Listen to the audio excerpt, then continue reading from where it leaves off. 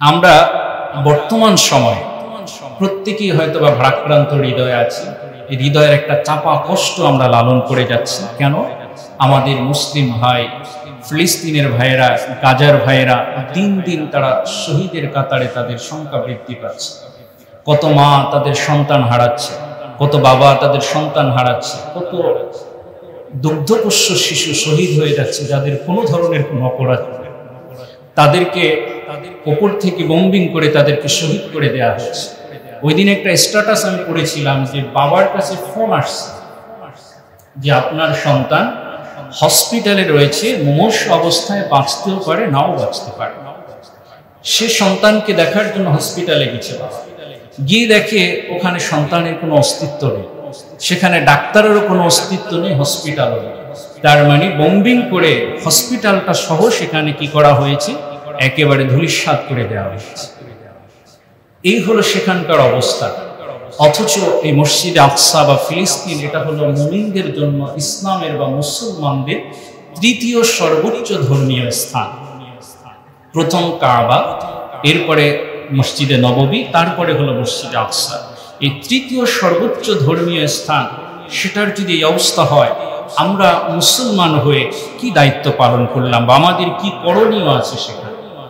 মসজিদে আকসা যে এতটাই গুরুত্বপূর্ণ মুমিনদের জীবনে, আমরা বয়স্করা হয়তো বা কিছুটা এটা জানলেও আমাদের ইয়াং জেনারেশন হয়তো বা তারা এটা জানেও না যে আসলে আমাদের জন্য মসজিদ আকসা কতটা গুরুত্বপূর্ণ।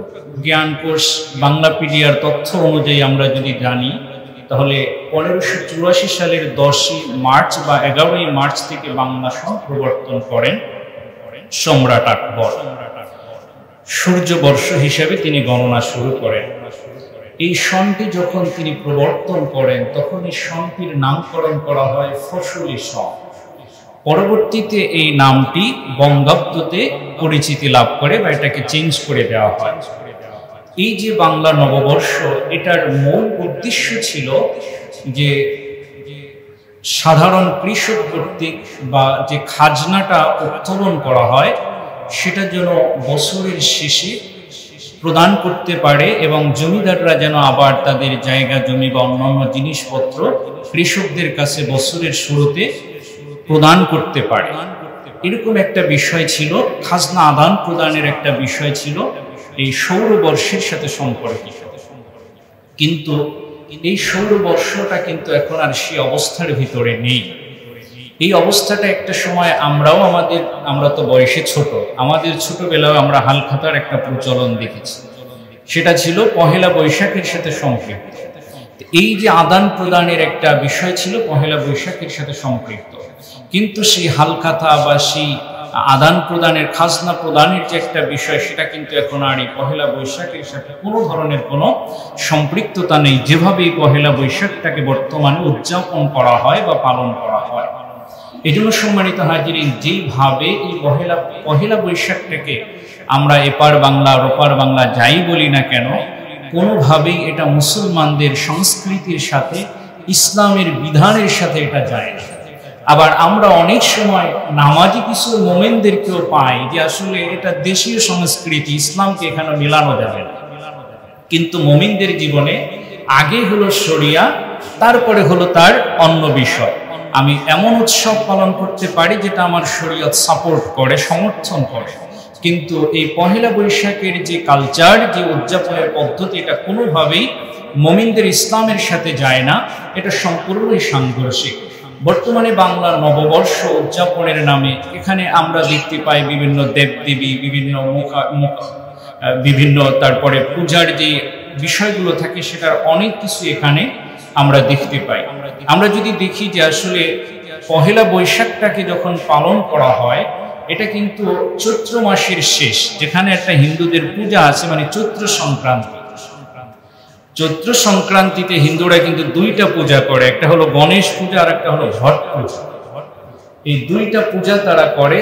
সেখানে যেই উপকরণগুলো তারা এই পূজার ক্ষেত্রে ব্যবহার করে থাকে, সেই সমস্ত উপকরণগুলো আমাদের এই যে মঙ্গল শোভাযাত্রা বা উদযাপনের যে কালচার, সমস্ত কিছু এর ভিতরে পাওয়া যায়। ভোরবেলা সে ডন্না বটমূলে গিয়ে সূর্যকে স্বাগত জানানো, প্রথম বছরের সূর্যকে স্বাগত জানানো, এটা সূর্য পূজার সাথে একটা সামিল। কারণ এই যে সূর্য পূজা, এটা কিন্তু শুধুমাত্র এখনকার সময় না, এটা সুলাইমান আলাইহিস সালাতু ওয়াস সালামের যুগ থেকে এটা চলে আসছে। কোরআনুল কারীমের ভিতরে সূরা নামলের ভিতরে আল্লাহ কিন্তু উদ্ধৃতি দিয়েছেন যে হুদহুদ পাখি সুলাইমান আলাইহিস সালাতু ওয়াস সালামকে সংবাদ দিয়েছিলেন যে আমি অমুক অঞ্চলে এক রানীর রাজত্ব আমি দেখেছি, যেখানে তারা কি করে, সূর্যকে পূজা করে থাকে এবং সূর্যের পূজা করে থাকে। এই বিষয়টা কিন্তু তখন থেকে চলে আসছে। আর হিন্দুরা তাদের এই পহেলা বৈশাখী বা চৈত্র সংক্রান্তি পালন করতে গিয়ে এই সূর্যকে কিন্তু তারা স্বাগত জানায় এবং সূর্যের পহেলা বৈশাখের সূর্যটাকে স্বাগত জানিয়ে এই বছরটা যেন মঙ্গলময় হয়, ভালো হয়, সেজন্য তারা কাজ করে থাকে বা পূজা করে থাকে। কিন্তু ওই সংস্কৃতিটা আমরা অন্য নামে হলেও আমরা কিন্তু সেই একই ধরনের কালচার করে থাকি। এই জন্য এই সমস্ত বিশ্বাস থেকে, আমাদের চেতনা থেকে এগুলো আমাদের বের হয়ে আসতে হবে। কারণ হলো আল্লাহ সুবহানাহু ওয়া তাআলার নবী আমাদেরকে বলে দিয়েছেন যে মান তাশাব্বাহা বিকওমিন ফাহুয়া মিনহু, যে ব্যক্তি যে কালচারের সাথে, যে ধর্মের সাথে নিজেকে মিল রাখবে, সে তাদেরই সম্পৃক্ত হয়ে যাবে, নাউযুবিল্লাহ। এই জন্য সম্মানিত হাজিরিন, আমাদের কোনো কালচার বা আমাদের কোনো কাজকর্ম এটা যেন হিন্দুয়ানি বা অন্যান্য পশ্চিমা যারা অমুসলিম তাদের সাথে সম্পৃক্ত না হয়, সে বিষয়ে আমাদের অবশ্যই লক্ষ্য রাখতে হবে। কেননা পহেলা বৈশাখকে বরণ করতে গিয়ে যেই বৈশাখের যে একটা গান থাকে রবীন্দ্রনাথের, এসো হে বৈশাখ এসো এসো, এই ভিতরে এই যে কবিতাটার ভিতরে একটা লাইন আছে যেটা আপনি হয়তো বা কখনো চিন্তাই করেননি। একটা লাইন আছে যে অগ্নি স্নানে শুচি হোক ভাড়া। এই যে লাইনটা, এখানে কিন্তু সম্পূর্ণ একটা শিরকি কথা নিহিত আছে।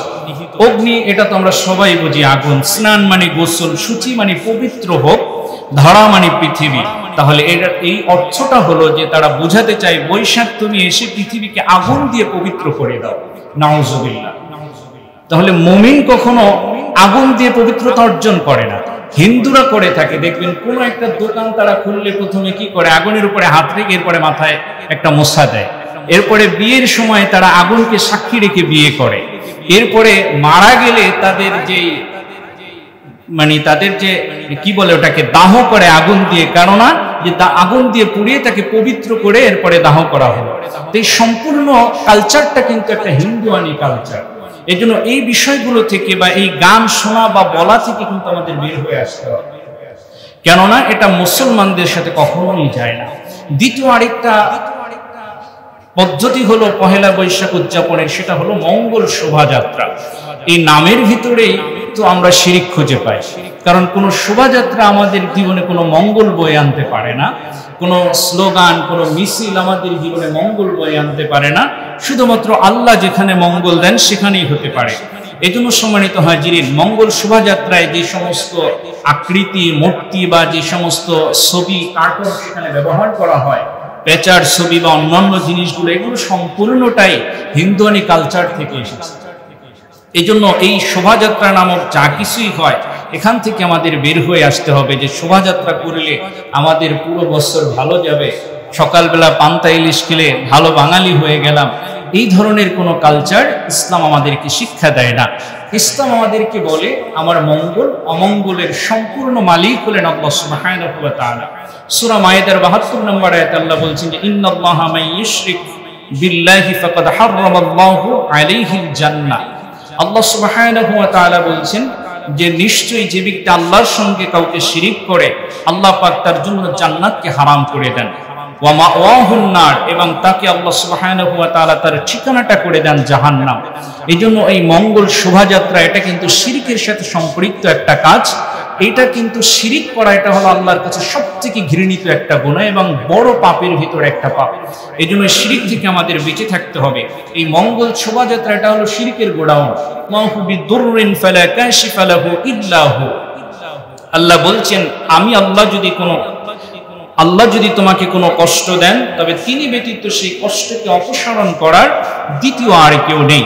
আবার আল্লাহ বলছেন ওয়া ইয়ামসিসকা বিখাইরিন ফাহুয়া আলা কুল্লি শাইইন কাদির। আল্লাহ বলছেন পক্ষান্তরে তিনি যদি কারো মঙ্গল করেন, তাহলে তিনিই হলেন সমস্ত কিছুর উপরে ক্ষমতাবান। তাই সম্মানিত হাজিরিন, আমাদেরকে কথা অবশ্যই বিশ্বাস করতে হবে, কোনো শোভাযাত্রার ভিতরে কোনো কল্যাণ নেই। পহেলা বৈশাখের নামে আমরা যেভাবে বর্ষবরণ করি বা উদযাপন করি, সেটা কোনোভাবেই ইসলামের সাথে সম্পৃক্ত নয়।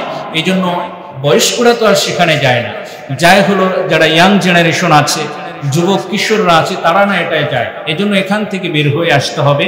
পহেলা বৈশাখের নামে যে মেলা হয়, সেখান থেকে আমাদের বের হয়ে আসতে হবে। কারণ আপনি যদি স্বামী হন, আপনার স্ত্রীকে সঠিক কথা রাখা আপনার উপরে ফরজ দায়িত্ব। আপনি যদি বাবা হন, আপনার ছেলে মেয়েকে এই সমস্ত গুনাহ থেকে বিরত রাখা আপনার উপরে ফরজ দায়িত্ব। আপনি যদি বড় ভাই হয়ে থাকেন, আপনার ছোট বোন ভাইদেরকে এই সমস্ত বিষয় থেকে বিরত রাখা আপনার উপরে ফরজ দায়িত্ব। তাই আপনি নিজে না গেলেও আপনার অধীনস্থ যেন কোনো ব্যক্তি এই সমস্ত অনইসলামিক কর্মকাণ্ডের সাথে সম্পৃক্ত না হয়, সেজন্য অবশ্যই আমাদের লক্ষ্য রাখতে হবে এবং এই বিষয়গুলো থেকে আমাদের বিরত থাকার চেষ্টা করতে হবে। এবং অবশ্যই যে কোনো বিষয়ে আল্লাহ সুবহানাহু ওয়া তাআলা কল্যাণের মালিক, একথা আমরা যেমন বিশ্বাস করি, হৃদয়ে ধারণ করতে হবে। আমরা তো এই মঙ্গল শোভাযাত্রা দূরের কথা, একটা হাদিস আমার মনে পড়ে গেল। আমরা জানি যে ওমর রাদিয়াল্লাহু তাআলা আনহু যখন হজরে আসওয়াদকে চুমু খেয়েছিলেন এবং হজরে আসওয়াদকে লক্ষ্য করে তিনি বলেছিলেন যে আন্নাহু জাআ ইলাল হাজারুল আসওয়াদ, হে হজরে আসওয়াদ, আমি তোমাকে চুমু খাচ্ছি, আমি জানি যে তোমার ভালো মন্দ করার কোনো ক্ষমতা নেই, আমি আমার রাসূলকে দেখেছি তোমাকে চুমু খেতে, তাই আমি তোমাকে চুমু খেলাম। সুবহানাল্লাহ। হাজরে আসওয়াদ এটা জান্নাতি পাথর, এর দিকে ইশারা করে যদি ওমর রাদিয়াল্লাহু তাআলা আনহু এটা বলে, জান্নাতি পাথরের যদি হয় এই অবস্থা, তাহলে মঙ্গল শোভাযাত্রা কোত্থেকে কি আসলো, সে আমাদের কি মঙ্গল করবে? এজন্য সম্মানিত হাজিরিন, আমাদেরকে এর থেকে বের আসার জন্য অবশ্যই চেষ্টা করতে হবে। এবং এই যে সৌর বছর যে জন্য তৈরি করা হয়েছিল, প্রবর্তন করা হয়েছিল, খাজনা দেয়া, এরপরে খাজনা গ্রহণ করা বা বছর শুরু করে হালখাতার মাধ্যমে করা, সেটা যদি অনিসলামিক কোনো কর্মকাণ্ডে সেখানে জড়িত না থাকে, তাহলে আমরা সেটা করতে পারি। কিন্তু কোনো কর্মেই পহেলা বৈশাখ উদযাপনের নামে আমরা এই ধরনের কর্ম করতে পারি না। কারণ আমরা যদি নিজেকে মুমিন হিসেবে পরিচয় দিই, অবশ্যই আমাকে ইসলামের মানদণ্ড অনুযায়ী চলতে হবে। আল্লাহ পাক আমাদের সকলকে এই ধরনের অশ্লীল এবং গর্হিত কাজ থেকে ফিরে থাকার তৌফিক দান করুন, আমরা সকলে বলি আমিন। সম্মানিত হাজিরিন, আমরা বর্তমান সময় প্রত্যেকেই হয়তো বা ভারাক্রান্ত হৃদয়ে আছি। এই হৃদয়ের একটা চাপা কষ্ট আমরা লালন করে যাচ্ছি। কেন? আমাদের মুসলিম ভাই, ফিলিস্তিনের ভাইয়েরা, গাজার ভাইয়েরা দিন দিন তারা শহীদের কাতারে তাদের সংখ্যা বৃদ্ধি পাচ্ছে। কত মা তাদের সন্তান হারাচ্ছে, কত বাবা তাদের সন্তান হারাচ্ছে, কত দুগ্ধপোষ্য শিশু শহীদ হয়ে যাচ্ছে যাদের কোনো ধরনের কোনো অপরাধ নেই। তাদেরকে উপর থেকে বোম্বিং করে তাদেরকে শহীদ করে দেওয়া হচ্ছে। ওই দিন একটা স্ট্যাটাস আমি পড়েছিলাম যে বাবার কাছে ফোন আসছে যে আপনার সন্তান হসপিটালে রয়েছে, মুমূর্ষ অবস্থায় বাঁচতেও পারে, নাও বাঁচতে পারে। সে সন্তানকে দেখার জন্য হসপিটালে গেছে, গিয়ে দেখে ওখানে সন্তানের কোনো অস্তিত্ব নেই, সেখানে ডাক্তারেরও কোনো অস্তিত্ব নেই, হসপিটালও নেই। তার মানে বোম্বিং করে হসপিটালটা সহ সেখানে কি করা হয়েছে, একেবারে ধূলিসাৎ করে দেওয়া হয়েছে। এই হলো সেখানকার অবস্থা। অথচ এই মসজিদে আকসা বা ফিলিস্তিন, এটা হলো মুমিনদের জন্য ইসলামের বা মুসলমানদের তৃতীয় সর্বোচ্চ ধর্মীয় স্থান। প্রথম কাবা, এরপরে মসজিদে নববী, তারপরে হলো মসজিদে আকসা। এই তৃতীয় সর্বোচ্চ ধর্মীয় স্থান, সেটার যদি এই অবস্থা হয়, আমরা মুসলমান হয়ে কি দায়িত্ব পালন করলাম বা আমাদের কি করণীয় আছে সেখানে? মসজিদে আকসা যে এতটাই গুরুত্বপূর্ণ মুমিনদের জীবনে, আমরা বয়স্করা হয়তো বা কিছুটা এটা জানলেও আমাদের ইয়াং জেনারেশন হয়তো বা তারা এটা জানেও না যে আসলে আমাদের জন্য মসজিদ আকসা কতটা গুরুত্বপূর্ণ। এই মসজিদে আকসা কোরআনুল কারীমে একাধিকবার এই ফিলিস্তিন নগরীটাকে বা সিরিয়াটাকে আল্লাহ সুবহানাহু ওয়া তাআলা পবিত্র নগরী বলে ঘোষণা করেছেন। সূরা মায়েদার 21তম আয়াতে আল্লাহ সুবহানাহু ওয়া তাআলা এই কথা আমাদেরকে বলে দিয়েছেন। দ্বিতীয়ত, এই মসজিদে আকসা বা ফিলিস্তিন নগরী, এটা হলো নবী রাসূলদের স্মৃতির স্মারক। কারণ অসংখ্য আম্বিয়া ইকরামের দাফন করা হয়েছে, কবর রয়েছে এই ফিলিস্তিন শহরে। আল্লাহ সুবহানাহু ওয়া তাআলার অসংখ্য নবী ইকরাম আম্বিয়া আলাইহিসসালাম তারা হিজরত করেছেন এই ফিলিস্তিন শহরে। লূত আলাইহিসসালাম, ইব্রাহিম আলাইহিসসালাম তারা এই ফিলিস্তিন নগরীতে হিজরত করে এসেছিলেন। কোরআনুল কারীমের ভাষ্য অনুযায়ী যে আয়াত আমরা সকলেই জানি, সূরা বনী ইসরাঈলের প্রথম আয়াতে আল্লাহ বলে দিয়েছেন যে এই মসজিদে আকসা হলো বরকতময় নগরী। সুবহানাল্লাহ। এরপরে আল্লাহ সুবহানাহু ওয়া তাআলা অন্যত্র আমাদেরকে বলছেন যে এই মসজিদে আকসা হলো পৃথিবীর ইতিহাসে নির্মিত প্রাচীনতম দ্বিতীয় একটি ঘর। সুবহানাল্লাহ। আল্লাহ রাসূলের এক সাহাবী আল্লাহ রাসূলকে প্রশ্ন করলেন যে আইয়ু মসজিদিন উদিয়া ফিল আরদিল আউয়াল, হে রাসূল পৃথিবীর জমিনে আল্লাহর ঘর মসজিদ হিসেবে নির্মিত প্রথম ঘর কোনটা? আল্লাহ রাসূল বললেন যে আল মসজিদুল হারাম, পৃথিবীর জমিনে নির্মিত প্রথম ঘর হলো মসজিদে হারাম বা কাবা। সাহাবী প্রশ্ন করলেন যে সুম্মা ইয়া রাসূলুল্লাহ, এর পরে কোন ঘরকে বা কোন মসজিদকে আল্লাহ নির্মাণ করলেন? আল্লাহর নবী বললেন আল মসজিদুল আকসা। সুবহানাল্লাহ। ইবাদতের জন্য দ্বিতীয়বার নির্মিত ঘর হলো মসজিদে আকসা। এরপরে আল্লাহ রাসূল সাল্লাল্লাহু আলাইহি ওয়াসাল্লামকে প্রশ্ন করলেন সাহাবী যে কাম বাইনাহুমা, এই দুইটা ঘর যে নির্মাণ করা হয়েছে নির্মাণের ব্যবধান কত? আল্লাহ রাসূল বললেন যে আরবাউনা সানা, এই দুইটা ঘর নির্মাণের ব্যবধান হলো 40 বছর। সুবহানাল্লাহ। কাবাকে নির্মাণ করা হয়েছে যখন এর 40 বছর পরে মসজিদ আকসাকে আল্লাহ পৃথিবীর জমিনে নির্মাণ করেছেন। সুবহানাল্লাহ। এই জন্য সম্মানিত হাজিরিন, এই মসজিদে আকসা হলো মুমিনদের জন্য অত্যন্ত গুরুত্বপূর্ণ এবং তৃতীয় সর্বোচ্চ স্থান। এরপরে মসজিদ আকসার ব্যাপারে আল্লাহ সুবহানাহু ওয়া তাআলার নবী আমাদেরকে বলছেন যে এই মসজিদ আকসার মর্যাদাটা এত বেশি, আল্লাহ রাসূল বুখারীর বর্ণনায় বলছেন যে লা তাশুদ্দুর রিহাল ইল্লা ইলা সালাসাতি মাসাজিদ, তোমরা 3 মসজিদ ব্যতীত অন্য কোন মসজিদে সওয়াবের উদ্দেশ্যে সফর করবে না বা ভ্রমণ করবে। সেই মসজিদ যত সুন্দর হোক বা যত বড় হোক, এই 3 মসজিদ ব্যতীত পৃথিবীর সকল মসজিদ সওয়াবের দিক থেকে সমান। আমাদের মসজিদ আকৃতিতে ছোট হলে, বাইতুল মুকাররম মসজিদ আকৃতিতে বড় হলে নামাজের ক্ষেত্রে সওয়াব সমান, সেটা আমাদের জাতীয় মসজিদ, তাই সেখানে নামাজ পড়লে সওয়াব বেশি, এরকম কোনো বিধান শরীয়তে নেই। আল্লাহ সুবহানাহু ওয়া তাআলার নবী বলছেন যে 3টা মসজিদের উদ্দেশ্যে সওয়াবের উদ্দেশ্যে 3টা মসজিদে সফর করা যায়। একটা হলো মসজিদুল হারাম, কাবার উদ্দেশ্যে সফর করা, আর একটা হলো মসজিদুর রাসূল সাল্লাল্লাহু আলাইহি ওয়াসাল্লাম, মসজিদে নববী, আর তৃতীয়টা হলো মসজিদুল আকসা। মসজিদ আকসার উদ্দেশ্যে, মসজিদ আকসাকে কেন্দ্র করে সওয়াবের উদ্দেশ্যে সফর করা যায়। এই হাদিস দ্বারা প্রমাণিত হয় যে মসজিদে আকসা হলো কাবা এবং মসজিদে নববীর পরেই তৃতীয় সর্বোচ্চ মর্যাদাময় একটি মসজিদ। এরপরে আল্লাহ সুবহানাহু ওয়া তাআলার নবীর অন্য একটি বর্ণনায় আমরা জানতে পারি যে মসজিদে আকসা ছিল মুসলমানদের এক সময়ের কিবলা। সুবহানাল্লাহ। যেই দিকে ফিরে আল্লাহ রাসূল সাল্লাল্লাহু আলাইহি ওয়াসাল্লাম নামাজ আদায় করতেন। ইবনে আব্বাস রাদিয়াল্লাহু তাআলা আনহু বর্ণনা করছেন যে কাবায় থাকতে, মক্কায় থাকতে আল্লাহ রাসূল সাল্লাল্লাহু আলাইহি ওয়াসাল্লাম কাবাকে সামনে রেখে মসজিদ আকসার দিকে ফিরে নামাজ আদায় করতেন। এরপরে মদিনায় হিজরত করার পরে 16 মাস পর্যন্ত শুধুমাত্র মসজিদ আকসার দিকে ফিরে আল্লাহ রাসূল নামাজ আদায় করেছিলেন। সুবহানাল্লাহ। এরপরে আবার আল্লাহ পাক সুবহানাহু ওয়া তাআলা কাবাকে মুসলমানদের কিবলা বানিয়ে দিয়েছেন। তাই এই মসজিদ আকসা হলো মুসলমানদের এক সময়ের কিবলা। এই মসজিদ আকসা হলো মিরাজে যাওয়ার একটি ঘাঁটি, যেখান থেকে আল্লাহ রাসূল সাল্লাল্লাহু আলাইহি ওয়াসাল্লাম মিরাজ শুরু করেছিলেন। এই মসজিদ আকসা এমন মর্যাদাপূর্ণ একটি স্থান, এই মসজিদে আকসায় নামাজ আদায় করলে অন্যান্য মসজিদের থেকে অধিক সওয়াব আল্লাহ পাক তার আমলনামায় দান করেন। সুবহানাল্লাহ।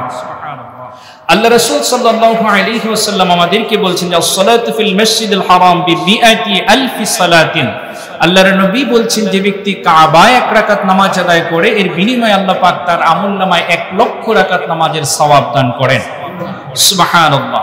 এরপরে আল্লাহর নবী বললেন যে was-salatu fil masjidi bi alfi salawatin, আল্লাহর নবী বললেন যে যে ব্যক্তি মসজিদে নববীতে নামাজ আদায় করবে সেই ব্যক্তি এই হাদিস অনুযায়ী 1000 রাকাত সওয়াবের রাকাতের সওয়াব লাভ করবে। সুবহানাল্লাহ। এরপরে আল্লাহর নবী এই হাদিসের শেষ অংশে বলছেন as-salatu fi বাইতুল মাকদাস bi 500 সালাতিন, আল্লাহর নবী বললেন যে বাইতুল মুকাদ্দাস যদি নামাজ আদায় করে প্রত্যেক রাকাতে 500 রাকাত ওয়াক্তের বা রাকাতের সওয়াব আল্লাহ পাক তার আমলনামায় দিবেন। সুবহানাল্লাহ। এত বড় ফজিলতপূর্ণ একটা মসজিদ যা এখন মুসলমানদের অধীনে নেই, বা তারা মুসলমানরা স্বাধীনভাবে তাদের ইবাদত এই মসজিদে আদায় করতে পারে। এরপরে আল্লাহ রাসূল সাল্লাল্লাহু আলাইহি ওয়াসাল্লাম এই মসজিদ আকসা যারা জিয়ারতে যাবে, সওয়াবের উদ্দেশ্যে ভ্রমণে যাবে, তাদের জন্য নবীরা পর্যন্ত দোয়া করেছেন। সুবহানাল্লাহ। এই মসজিদে আকসাকে কেন্দ্র করে আল্লাহ রাসূল সাল্লাল্লাহু আলাইহি ওয়াসাল্লাম বলেছেন, কোন ব্যক্তি যদি নিজ বাসস্থানে বা কোথাও থেকে নিরাপদে ইসলাম পালন করতে না পারে, তার জন্য যদি হিজরত করা প্রয়োজন হয়, তাহলে হিজরতের জন্য উত্তম স্থল হলো ফিলিস্তিন বা মসজিদে আকসা। সুবহানাল্লাহ। হিজরতের জন্য উত্তম স্থল হলো মসজিদ আকসা বা ফিলিস্তিন, কারণ ইব্রাহিম আলাইহিস সালাতু ওয়াস সালাম সহ আরো একাধিক নবী রাসূলগণ এই মসজিদ আকসায় তারা ফিলিস্তিন নগরীতে হিজরত করেছেন। সুবহানাল্লাহ। মসজিদ আকসাকে কেন্দ্র করে আল্লাহ রাসূল খিদমত করার জন্য তার উম্মতকে উৎসাহ দিয়েছেন। সুবহানাল্লাহ। আল্লাহ রাসূল সাল্লাল্লাহু আলাইহি ওয়াসাল্লাম বলেছেন যে কোনো ব্যক্তি যদি সরাসরি মসজিদে আকসায় যেতে না পারে, তাহলে সে যেন কুপি জ্বালানোর জন্য তেল যদি হাদিয়া প্রেরণ করতে পারে, তাও যদি সে যেন মসজিদ আকসাকে হাদিয়া প্রদান করে। সুবহানাল্লাহ। কতটা আবেগপ্রবণ অবস্থা আল্লাহ রাসূল বলছেন, যে ব্যক্তি মসজিদ আকসা যেতে পারে না, সে যদি কুপি জ্বালানোর জন্য তেলটা পর্যন্ত হাদিয়া দেওয়ার সক্ষমতা রাখে, সে যেন মসজিদে আকসায় সে হাদিয়াটা প্রদান করে। সুবহানাল্লাহ। এই মসজিদ আকসা মুসলমানদের জন্য এতটা মর্যাদাপূর্ণ। মসজিদে আকসা থেকে এই কি বলে হজের বা উমরার ইহরাম বেঁধে উমরা পালন করলে সেখানে আল্লাহ পাক, আল্লাহর নবী বলছেন, তার গুনাহকে আল্লাহ মাফ করে দিবেন। সুবহানাল্লাহ। বাইতুল মুকাদ্দাসের আশেপাশে যদি বসবাস করার সুযোগ থাকে, আল্লাহ পাক, আল্লাহর নবী তার উম্মতদেরকে উৎসাহ দিয়েছেন যে তোমরা সেই মসজিদ আকসার আশেপাশে কি করবে, বসবাসের সুযোগ থাকলে সেখানে বসবাস করবে। সুবহানাল্লাহ।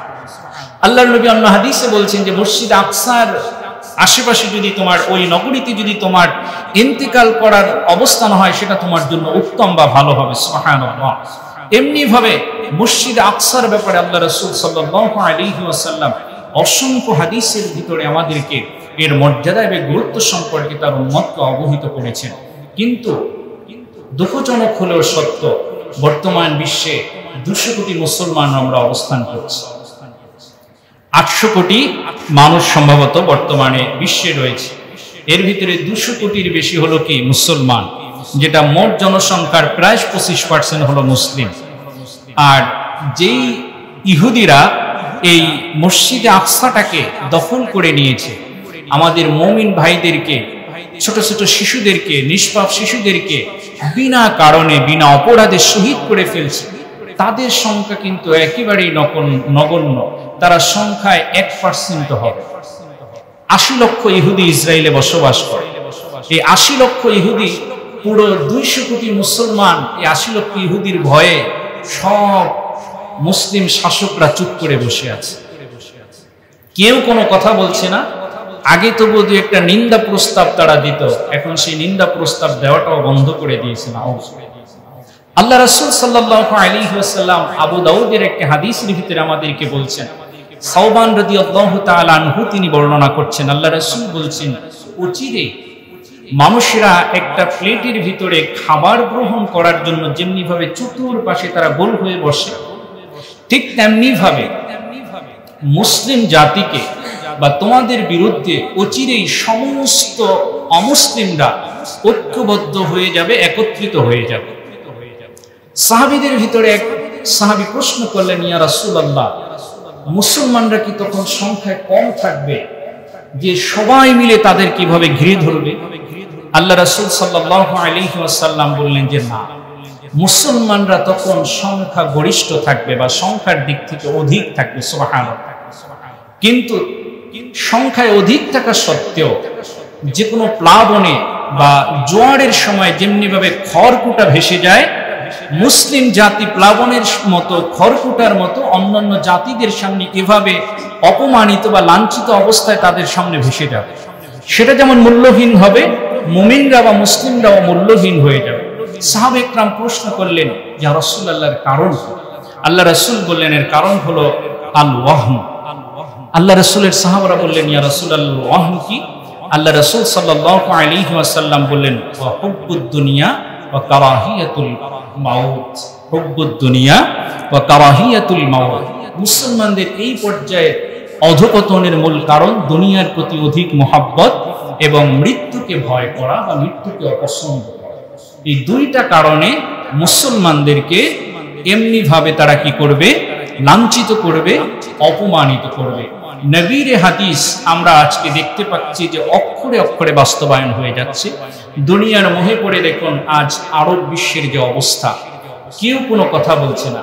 কুয়েত, বাহরাইন, কাতারের দিকে তাকিয়ে দেখেন, আমাদের ইসলামের সূতিকাগার সৌদির দিকে তাকিয়ে দেখেন, কেউ কোনো ধরনের কোনো কথা বলে না। এমনকি আমাদের মাতৃভূমি বাংলাদেশের পক্ষ থেকেও যে একটা বিবৃতি কখনো দেওয়া হলো, বর্তমান পরিস্থিতিতেও কিন্তু দেওয়া হচ্ছে। এই যে একটা নির্মম অবস্থা, এর মূল কারণ হলো আমাদের সাম্রাজ্যবাদ, দুনিয়া প্রীতি, ক্ষমতা হারানোর একটা আশঙ্কা। এই সমস্ত বিষয় থেকে আমাদের এই অবস্থার ভিতরে চলছে। একদিকে আমাদের মুমিন ভাইরা শহীদ হয়ে যাচ্ছে, আরেকদিকে দেখেন আমাদের শাসকবর্গ তারা আনন্দে বিভোর আছে, তাদের কোনো কার্যকলাপের কোনো কষ্ট নেই, অথচ তারা দুনিয়ার মোহে বিভোর হয়ে পড়ে আছে। তারা মৃত্যুকে ভয় পায়, অথচ মুমিনরা কখনো মৃত্যুকে ভয় করবে না। এটা হলো আল্লাহ রাসূল এবং আল্লাহ সুবহানাহু ওয়া তাআলার পক্ষ থেকে মুমিনদের জন্য একটা কৃত ওয়াদা। কারণ মুমিনরা যখন থেকে জিহাদকে ছেড়ে দিয়েছে, তখন থেকে মুমিনদের জীবনে অধঃপতন নেমে এসেছে। মুমিনরা যখন থেকে জাতীয়তাবাদে বিভক্ত হয়ে গেছে, তখন থেকে মুমিনদের জীবনে অধঃপতন নেমে এসেছে। মুমিনরা যখন একে অপরে দুনিয়ার প্রতি মোহগ্রস্ত হয়ে গেছে, তখন তারা দুনিয়ার জীবনে লাঞ্ছিত হতেছে। এই জন্য সম্মানিত হাজিরিন, মুমিনদেরকে আবার সেই জিহাদের তামান্না জাগ্রত করতে হবে এবং প্রত্যেকটা মুসলিম এই যে ফিলিস্তিনি ভাইদের জন্য সাহায্যের জন্য যে যতটুকু পারে সেটা করবে। কি করণীয় আছে সে বিষয়ে অবশ্যই একটা কথা বলবো, কিন্তু মুমিন হিসাবে যখন আমাদের হৃদয়ের ভিতরে জিহাদের তামান্না থাকবে, তখন কিন্তু মৃত্যুকে আর মুমিন ভয় করবে না, দুনিয়ার ভালোবাসা তার হৃদয়ে আর স্থান পাবে না। এজন্য জিহাদের তামান্না থাকা দরকার। জিহাদের ভিতরেই মুমিনদের ইজ্জত সম্মান নিহিত রয়েছে। জিহাদের ভিতরেই হলো ইসলামের সর্বোচ্চ চূড়া হলো জিহাদ। আনন্দদায়ক মৃত্যু হলো জিহাদ। আনন্দদায়ক মানে পরকালের জন্য, জান্নাতের জন্য সর্বোচ্চ প্রশস্ত পথ হলো আল্লাহর রাস্তায় জিহাদ করা। এজন্য সম্মানিত হাজিরিন, আমরা যেন প্রত্যেকেই জিহাদের তামান্না আমাদের হৃদয়ে রাখি। কারণ আল্লাহ রাসূল সাল্লাল্লাহু আলাইহি ওয়াসাল্লাম আমাদেরকে বলছেন যে প্রত্যেক মুমিনের জন্য জিহাদের তামান্না থাকা অবশ্যই জরুরি। মুমিনের হৃদয়ে জিহাদের তামান্না না থাকা এটা মুনাফিকের উপরে মৃত্যুবরণ করা। কিন্তু আমাদের ভিতরে অনেক মুমিন আছেন যারা ৫ ওয়াক্ত নামাজ পড়েন, কিন্তু জিহাদের কথা শুনলেই তিনি একটু বিরক্ত বোধ করেন। জিহাদের কথা শুনলে পশ্চিমারা আমাদের যেভাবে জঙ্গিবাদকে শিখিয়েছে, আমরা জিহাদ বলতে কেবলমাত্র সেটাকেই বুঝি। কিন্তু জিহাদ হলো ইসলামের একটা দর্পণ। জিহাদ অবশ্যই কিয়ামত পর্যন্ত টিকে থাকবে। জিহাদের উপরে মুমিনদেরকে থাকতে হবে। এই অবস্থা যে ফিলিস্তিনে চলতেছে, আমাদের কি কিছুই করণীয় নাই? অবশ্যই করণীয় আছে। আর এই যে প্রত্যেক শাসকবর্গ তারা নীরবতার ভূমিকা পালন করছে, প্রত্যেকের অবশ্যই আল্লাহর কাছে এর জন্য জবাবদিহিতা করতে হবে। কারণ আল্লাহ রাসূল সাল্লাল্লাহু আলাইহি ওয়াসাল্লাম বলেছেন, আল মুসলিমুনা কারাজুলুন ওয়াহিদ। সারা বিশ্বের সমস্ত মুসলমান হলো একটা শরীরের ন্যায় বা একজন ব্যক্তির ন্যায়। সুবহানাল্লাহ। সারা বিশ্বের সমস্ত মুসলমান একজন ব্যক্তির ন্যায়। আল্লাহর নবী বলছেন, ইনিশতাকা আইনুহু ইনিশতাকা কুল্লু ওয়া ইনিশতাকা রাসুহু ইনিশতাকা কুল্লু। আল্লাহ রাসূল বলছেন যে কোনো ব্যক্তির শরীরের একটা চক্ষে যদি আঘাত লাগে, তার পুরো শরীর সেটা মানে পীড়িত হয় বা রোগাগ্রস্ত হয়। আবার কোনো ব্যক্তির মাথায় যদি আঘাতগ্রস্ত হয়, তার পুরো শরীর যেমনি ভাবে রোগাগ্রস্ত হয়, ঠিক তেমনি ভাবে পৃথিবীর কোনো প্রান্তে যদি কোনো মুমিন আঘাতগ্রস্ত হয়, জুলুমের শিকার হয়, অবশ্যই প্রত্যেক মুমিনকে সেখানে অগ্রণী ভূমিকা পালন করা অবশ্যই এটা ফরজ। আল্লাহ সুবহানাহু ওয়া তাআলার নবী হাদিস অনুযায়ী, আল্লাহ সুবহানাহু ওয়া তাআলার কোরআনের একাধিক আয়াত অনুযায়ী আমরা বুঝতে পারি যে আল্লাহ সুবহানাহু ওয়া তাআলা আমাদেরকে বলছেন যে কোনো পরিস্থিতিতে মুমিনদেরকে সাহায্য করতে হবে। আল্লাহ সুবহানাহু ওয়া তাআলা সূরা হাজর 39-40 নম্বর আয়াতের ভিতরে বলছেন, উযিনা লিল্লাযীনা ইউকাতিলুনা বিআন্নাহুম যুলিমু। আল্লাহ বলছেন যাদের সঙ্গে যুদ্ধ করা হচ্ছে তাদেরকে অনুমতি দেওয়া হচ্ছে, যেহেতু তাদের প্রতি জুলুম করা হয়েছে। আকসার মানুষের প্রতি জুলুম করা হচ্ছে, অথচ এই জালেমদের পক্ষে, মাজলুমদের পক্ষে, জালেমদের বিপক্ষে আমরা দাঁড়াচ্ছি না। আল্লাহ সুবহানাহু ওয়া তাআলা আমাদেরকে অন্য আয়াতের ভিতরে বলছেন, সূরা নিসার ৭৫ নম্বর আয়াতে বলছেন, ওয়ামা লাকুম লা তুকাতিলুনা ফি সাবিলিল্লাহ। আল্লাহ মুমিনদেরকে সম্বোধন করে বলছেন যে তোমাদের কি হলো যে তোমরা আল্লাহর পথে জিহাদের জন্য অগ্রগামী হচ্ছ না। ওয়াল মুস্তাদআফিনা মিনার রিজালি ওয়ান নিসাই ওয়াল ওয়ালদান, সে সকল পুরুষ, নারী এবং শিশুদের জন্য লড়াই করো না যারা দোয়া করে বলে রব্বানা আখরিজনা মিন হাযিহিল ক্বরিয়াতিজ যালিমি আহলুহা। এই আয়াতটা হলো মসজিদে আকসা বা ফিলিস্তিনবাসীদের জন্য স্পষ্ট উদাহরণ। আল্লাহ পাক কি বলছেন যে হে মুমিনরা তোমাদের কি হলো যেই মজলুমরা আল্লাহর কাছে প্রার্থনা করে বলে যে রব্বানা, হে আমাদের প্রভু, আখরিজনা মিন হাযিহিল ক্বরিয়াতিজ যালিমি আহলুহা, এই জালেম জনপদ থেকে আমাদেরকে অন্যত্র সরিয়ে নিচ্ছ না। সুবহানাল্লাহ। নিশ্চয়ই ফিলিস্তিনের অধিবাসীরা, গাজার অধিবাসীরা, মা বোনেরা, বাবারা প্রত্যেকেই আল্লাহর কাছে প্রার্থনা করতেছে যেন আমরা সাহায্য করি। আল্লাহর কাছে এই নিরাপদ বাসস্থানের জন্য তারা দোয়া করতেছে। এই দোয়ার পরিপ্রেক্ষিতে এই আয়াত অনুযায়ী এই মুহূর্তেও যদি আমাদের পক্ষে সম্ভব হয় তাদের পক্ষে দাঁড়ানো বা জিহাদে অংশগ্রহণ করা আমাদের জন্য অবশ্যই আমাদের দায়িত্ব। যদি আমরা এই দায়িত্ব অবহেলা করি আল্লাহ পাকের কাছে কিন্তু জবাব দিতে হবে। এই জন্য সম্মানিত হাজিরিন, আমাদেরকে আল্লাহর কাছে জবাব দেওয়ার আগেই আমাদের কিছু অপারগতা আছে। আমরা ফিলিস্তিনিবাসীদের জন্য কি করতে পারি, বা এই যে মুসলমানদের এই অবস্থা, এর থেকে উত্তরণের পথ কি? এক নম্বর পথ হলো তাকওয়া ভিত্তিক জীবনযাপন। প্রত্যেক মুমিন যদি তাকওয়াবান হয়ে যায়, মুমিনদের জীবনে কোনো অধপতন থাকবে না। আপনি আমি মসজিদ আকসা বিজয়ের যে ইতিহাস আমরা দেখি, ওমর ইবনুল খাত্তাব রাদিয়াল্লাহু তাআলা আনহু যখন মসজিদ আকসা বিজয় করেছিলেন, তখন রোমান সাম্রাজ্য বা তাদের যে সৈন্য সংখ্যা, মুসলমানদের সৈন্য সংখ্যা কখনো সমান ছিল না। মুসলমানরা সর্ব অবস্থায় সৈন্য সংখ্যায় বা যুদ্ধের সরঞ্জামের ক্ষেত্রে সবসময় তারা কম ছিল।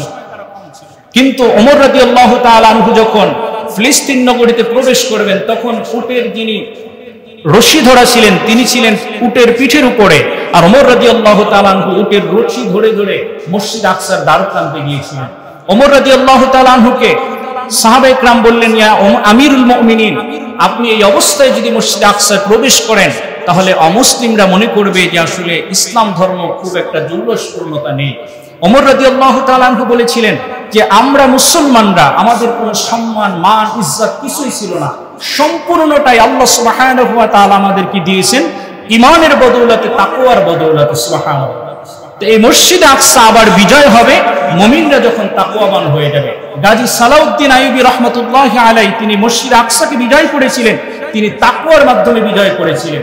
তিনি যেই সমস্ত বাহিনীর বিরুদ্ধে লড়াই করেছিলেন সেখানে কিন্তু এই গাজী সালাউদ্দিন আইয়ুবী রাহমাতুল্লাহি আলাইহির সৈন্য সংখ্যা বেশি ছিল না। অতএব সর্বকালে মুসলমানদের সংখ্যা কম ছিল, কিন্তু তারপরেও মুসলমানরা বিজয় লাভ করেছে। কেন? তারা তাকওয়ার সাথে আল্লাহর সাহায্য পেয়েছে এবং আল্লাহর সন্তুষ্টির জন্য জিহাদের পথে অংশগ্রহণ করেছে। তাই মুমিনরা যখন তাকওয়াবান হয়ে যাবে, মুমিনদের জীবনে সফলতা এবং বরকত আসবে। আল্লাহ সে কথা আমাদের কোরআনেও বলে দিয়েছেন, বালা ইন তাসবিরু ওয়া তাত্তাকু। আল্লাহ বলছেন মুমিনরা যদি সবর অর্জন করে এবং তাকওয়া অবলম্বন করে, ওয়ায়াতুকুম মিন ফাওরিহিম হাযা ওয়া ইউমদিদুকুম রাব্বুকুম বিখামসাতি আলাফিন মিনাল মালায়েকাতি মুসাওয়িমিন। আল্লাহ সুবহানাহু ওয়া তাআলা বলছেন যে অবশ্যই কোন মুমিনরা যদি সবর করে এবং তাকওয়া অবলম্বন করে, তারা যখন জিহাদের ময়দানে অংশগ্রহণ করবে, আমি আল্লাহ ওই তাকওয়াবান বাহিনীকে ৫,০০০ বা ৫০,০০০ সৈন্যবাহিনী পাঠিয়ে আমি আল্লাহ তাদেরকে সাহায্য করব। সুবহানাল্লাহ। তাহলে এই আয়াত তো এখন আমাদের মাঝে বিদ্যমান। কেন মুসলমানরা অধপতিত? কারণ তারা তাকওয়া ভিত্তিক জীবনযাপন করে না। আমাদের এই যে যুবক কিশোররা কষ্ট পাচ্ছে, কষ্ট পাওয়া সত্ত্বেও দেখেন তারা তাকওয়ার পথে নাই, কিন্তু তারা মসজিদ আকসার জন্য জিহাদে যেতে প্রস্তুত, কিন্তু এরপরেও তারা নামাজ পড়তে রাজি না, এরপরেও তারা আল্লাহর আইন পালন করতে রাজি না। যে ছেলেটা এইমাত্র নেশা করে আসছে, সেও মসজিদ আকসার জন্য জিহাদে যাওয়ার জন্য প্রস্তুত। হ্যাঁ, আবেগকে আমরা শ্রদ্ধা করি, রেসপেক্ট করি, কিন্তু তার এই আবেগটা বাস্তবায়িত হবে, তাদের দ্বারা সফলতা আসবে তখন যখন সে তাকওয়ার উপরে নিজেকে প্রতিষ্ঠিত করবে। অতএব মুমিনরা যখন তাকওয়া ভিত্তিক জীবনযাপন করবে, আল্লাহ মুমিনদেরকে বিজয় দান করবেন। মুমিনরা যখন গুনার কাজ ছেড়ে দিবে, তাকওয়া অবলম্বন করবে, আল্লাহ মুমিনদেরকে বিজয় দান করবেন।